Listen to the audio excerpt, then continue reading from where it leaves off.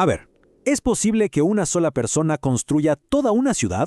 Hoy nos vamos a meter de lleno en la increíble historia de Pepe Rojas, un hombre cuya vida parece sacada de una novela de leyenda y que de alguna manera nos obliga a responder esa pregunta. ¡Wow! Esta frase lo captura todo, ¿no? Es la imagen perfecta para empezar a entender la dimensión de la figura que estamos por descubrir. Porque, ojo, esta no es la historia de un simple empresario, es la crónica de un fundador.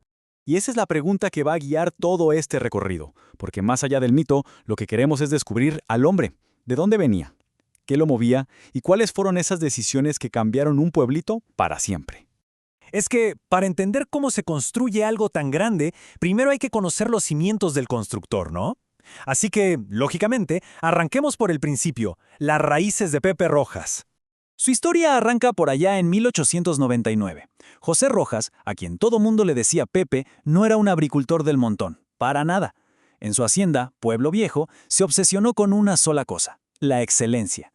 Su café no era bueno, era de élite, de los que ganan premios a nivel nacional. Y aquí está la clave para entender todo lo que viene después. Esa obsesión de joven por la calidad es la semillita de su futuro.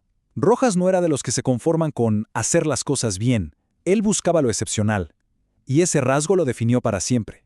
Pero claro, con ese espíritu tan inquieto, el café, por más éxito que tuviera, se le iba a quedar pequeño. Pasemos a la siguiente etapa de su vida, porque aquí es donde vamos a ver cómo su visión se disparó mucho más allá de una simple cosecha. Su mente era un verdadero laboratorio de ideas, siempre en movimiento. Miren esta lista, es casi un portafolio de experimentos. Se metió con uvas y con sábila. Intentó con gusanos de seda, pero ahí el clima no le ayudó. Pero tuvo éxito industrializando la fibra de fique. Llegó a hacer vino de cambur y hasta exportaba miel de un apiario supermoderno. Y esto es lo que de verdad define a un pionero. El fracaso, como el de los gusanos de seda, no lo frenó, al contrario. Demostró que tenía una mentalidad dispuesta a arriesgar, a probar y sobre todo a aprender. Una mente sin miedo a salirse del libreto. Bueno, y aquí es donde la historia da un giro monumental. Rojas deja atrás lo que ya conocía y se enfrenta a un territorio nuevo, a un cultivo nuevo y a un obstáculo que parecía de verdad insuperable. El año clave es 1941. Pepe Rojas se muda a las tierras llanas de El Vigía con un nuevo proyecto en mente, cultivar plátano en su hacienda El Cangrejo.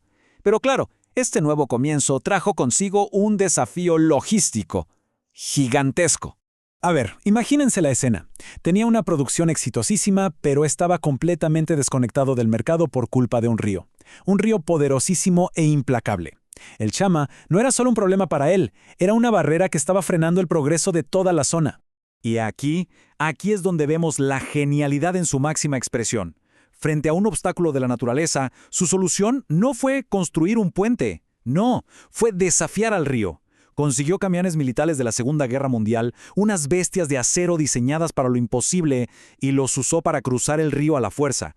Una solución audaz, práctica y totalmente inesperada.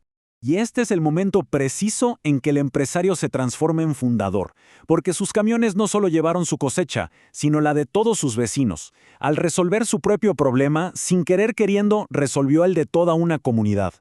Con el tema del transporte ya resuelto, su enfoque se amplió. Ya no se trataba solo de mover mercancía, ahora se trataba de construir la infraestructura de un pueblo que estaba, literalmente, naciendo a su alrededor. Miren este ejemplo, es que es perfecto. Funda un aserradero, La Trinidad. Para que funcione, compra una planta eléctrica. Pero resulta que la planta generaba más energía de la que necesitaba.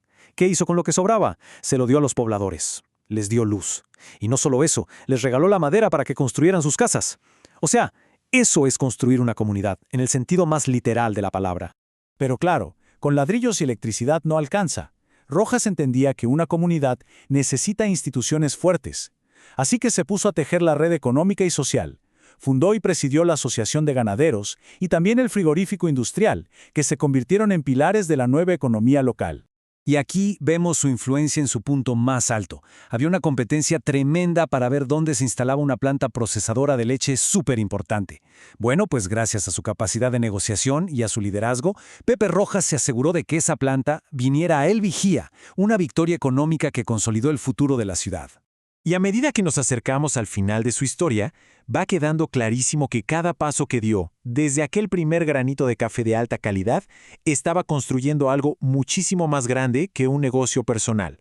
Fíjense que incluso su último gran proyecto no era para él. La hostería El Vigía la concibió como un punto de encuentro, un lugar para que las mentes de la ciudad se reunieran a planificar el futuro, siempre pensando en el progreso de todos. Y así cerramos el círculo. El hombre que empezó obsesionado con la calidad de un grano de café terminó aplicando esa misma dedicación, esa misma visión, pero a la escala de una ciudad entera.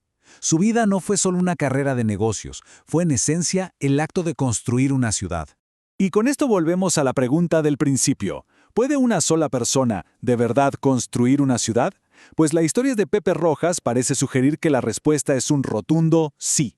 Que la visión y el compromiso de un solo individuo pueden, literalmente, poner los cimientos de una comunidad y darle ese empujón definitivo hacia la modernidad.